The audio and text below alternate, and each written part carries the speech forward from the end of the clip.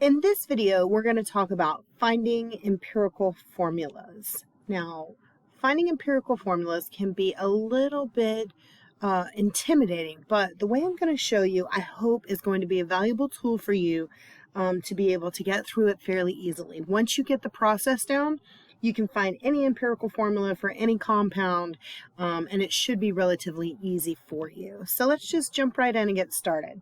There are some steps that we want to follow. We're just going to throw it out there. The first thing we want to do is we want to determine the masses of each element in the compound. Once we determine the masses of each once we determine the masses of each element in the compound, we want to determine the number of moles in each element in the compound. We're going to use dimensional analysis to do that. If you don't remember dimensional analysis or you're struggling with it, make sure to check out the dimensional analysis video in your video library. The third step is to divide the number of the moles of each element by the smallest number of moles you calculated in step 2. And I'm going to show you these step by step, so it'll be really easy for you. And then the fourth is we're going to convert all the numbers that we come up with to whole numbers. And we have the rules of rounding that we've already covered. So if you're struggling with that, make sure you check out the videos in your video library. So this is just to be able to give to you to maybe help you remember. We're talking about step 4, okay? When we're talking about rules of step 4, we kind of are talking about what you see on the left. If you have a number that ends in 0.25, you're going to multiply all the numbers across the board by 4. If you have a 0.33 after a number, all of them across the board times 3. And on and on. And so the best way I can explain these particular rules is if you have a 0.5, that's half, right? And if you have half, there are 2. So I multiply those by 2. I think about it in terms of dollars. So 5 $20 bills will equal 100. And ultimately, that's the point. We want to equal 100. So if we have 0.20, we're going to multiply them by 5. And hopefully this will help you get there when you're ready. So let's just run through some examples real quick. All right. So the first question, what is the empirical formula of a compound containing 40.0% sulfur and 60.0% oxygen? Well, now I told you the very first rule, step 1, is we're going to determine our masses. And what we have are percentages, right? So we're going to determine the masses of each element in the compound. If we have a 40.0%, that is literally going to equal a 40.0 gram. We're thinking about it in terms of 100. We're going to assume that our compound is going to equal 100. Okay, so that leaves us with 40.0 grams of sulfur. And we move on to the next one, which is oxygen. And if we have oxygen at 60%, it would be a 60.0 grams of oxygen. If we have 40 to 60, that gives you 100. So that gives you 100 grams of something. Obviously, for this problem, it's 40.0 grams sulfur and 60.0 grams oxygen. But that's kind of your rule of thumb, is you just want to remember we're going to assume that the end product is going to equal 100. What's the second step? Determine the number of moles for each element in the compound. Dimensional analysis, this is where it comes into play. So we have 40.0 grams. We want to convert it to moles. So I put 1 mole, and I have to have my grams diagonally across so the grams will cancel and the moles will be left over. My grams will cancel. Now I got this 32.066 from my periodic chart. It is on the periodic chart. It is the molar mass, okay? So after we cross out our grams cancel, all we're left with is moles. And we can take that 40.0 mole over 32.066, and we end up with a 1.25 mole of sulfur. So that's what we have going on for the first element, but we have to do that for the second element too, okay? So again, we're determining the masses of each element, and we're doing it now for the oxygen. So if we have 60.0 grams of oxygen, we put it over 1 mole, or we put it, next to 1 mole over 15.999 grams. That 15.999 grams came from our periodic table, the atomic mass, or the molar mass, however you want to call it. Our grams will cancel. We're left with moles. And once we're left with moles, we can go ahead and just do the simple math, throw it in our calculator, and we come up with 3.75 mole of oxygen. Now, if you look over in the right-hand corner, I'm reminding you what we got as far as sulfur goes. So 1.25 grams of sulfur and 3.75 mole of oxygen. And that's where we're at. So now we want to divide the number of moles of each element by the smallest number of moles that we calculated in 2. Now remember, we got 1.25 moles of sulfur and 3.75 moles of oxygen. Well, 1.25 is smaller than 3.75, so we're going to divide each one by 1.25. Okay, so we got 1.25 divided by 1.25, and what does that give us? That gives us 1. And so that is what we're going to have for our sulfur, is 1. But now we need to do it for the next one, which is the 3.75 mole of oxygen.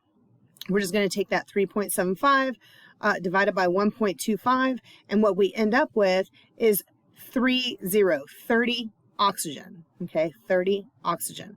So the way that looks is now we're going to have to convert those numbers to whole numbers.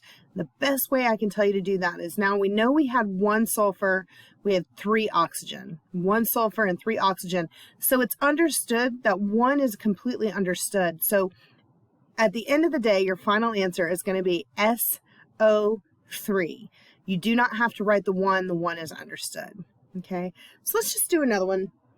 I'm going to kind of pull back the steps for you a little bit. I'm going to remind you as we go, but you're not going to see them on the screen. So a sample of an oxide of arsenic is found to contain 75.74% arsenic. What is its empirical formula? Well, the very first thing you want to notice is that you have an oxide. If you have an oxide, that means there's oxygen. That tells me that our 75.74% is really 75.74 grams. And what's left over, if I take 75.74 and subtract it from 100, I have 24.26 grams of oxygen. Remember, if you see a problem with the word oxide in it, you know you're dealing with oxygen. Okay, so now we just need to find the empirical formula. We're going to do it just like we did the last one. So this is our step 2. If you remember, we're going to convert to moles. And I'm, again, 74.992 grams. That's the atomic masses on your periodic table. Our grams are going to cancel. We're left with moles. And once we do that, we can just do simple math and throw it right into the calculator. And when we throw it right into the calculator, we're going to end up with 1.02 mole of arsenic. Okay, 1.02 mole of arsenic.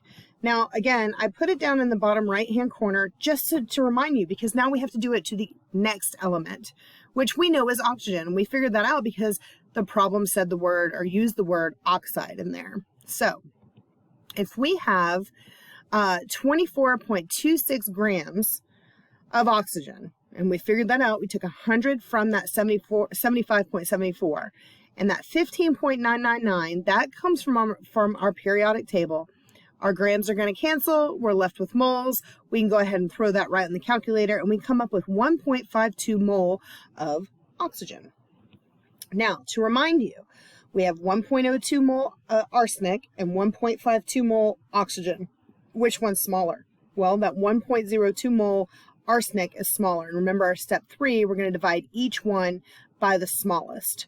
So we have 1.02 divided by 1.02, which is going to equal 1 for arsenic.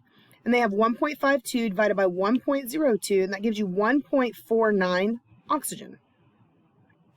So we have to round. And what we're looking for, we're talking about, if you look over in this over to the right, I'm sorry, where it says the 0.5, you multiply by 2, correct?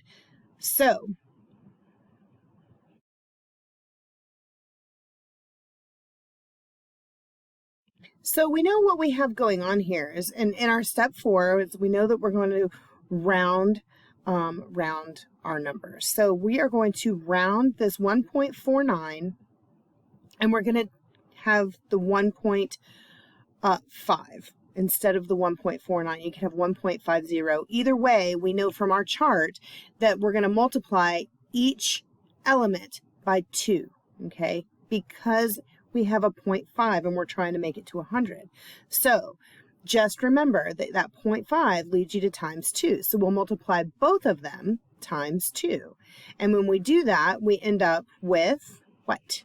We end up with 1.49 equals 2 times 2 is 2.98, which we round to 3. Okay, so if we round out to 3, we know 2 times 1 for arsenic is 2. So we have AS2, and then the 3 is going to be for our oxygen, AS2 3.03. That's going to be your final answer for that problem. All right, let's do another one. We're going to find the empirical formula for a compound containing 40.6% carbon, 5.1% hydrogen, and 54.2% oxygen. Now this one is a little lengthy. Remember, step one, what we're going to do is we're going to go ahead and put everything into grams. We're going to go ahead and our mass. Remember, our mass is measured in grams, so we're really looking for grams. We took it at a percentage, and again, as long as your numbers add up to 100, you shouldn't have to convert anything. All you're going to do is change that percent sign to your grams, and you're going to be good to go, okay? But next, you have to remember you're going to convert that to moles, and we're going to do it for each one. And I'm doing it rather quickly because I've explained it to you now a couple times. That 12.01 grams is the atomic mass that's on the periodic chart. Those grams are going to cancel. We're left with moles, and once we do that, we can just do simple math, plug it right into the computer. So that's what we're looking at, 3.36 mole of carbon. 3.36 mole of carbon. But then we have to do it to the next one. Now, the next one, 5.1 grams, and then your, of course, atomic mass, 1.006, is going to cancel out those grams. We're left with moles. We're going to throw it right there into the calculator, easy as pie. And what we have for hydrogen is 5.07 mole. Okay, 5.07 mole for hydrogen. So we're doing the exact same thing again, and we're doing it for oxygen at this point. So when we do all the math, grams are going to cancel. We're left with moles. We throw it in the calculator, and there's our answer. We have 3.39 mole of oxygen. Now I put it on the right for you just to remind you of what you had. What's the next step? The next step is number 3. We're going to divide each one by the lowest number that we got in step 2. That's our step 3, remember? So we're going to do it for all of them. The carbon, that comes out to 1. Our hydrogen, that will come out to 1.51. And then our oxygen is going to come out to 1.01. So what we're looking at is we have a 0.5. And that's the only thing we really need to worry about. We don't have another one, so we're just going to leave it like that. We're going to multiply each one of them by 2, our carbon, our hydrogen, and our oxygen. And what are we going to come up with? Well, we're going to come up with 1 times 2 is 2. 1.51 times 2 is 3.02, and 1.01 times 2 is 2.02. So we're going to take these numbers. For our carbon, we have 2 of those. For our hydrogen, we have 3, and for our oxygen, we have 2. And so C2H3O2 is going to be your final answer. I hope this has helped you in some way to be able to understand empirical formulas. If you have questions, you should direct those to your instructor. Make sure to check out all the videos in the video library. And again, I hope this video has helped you.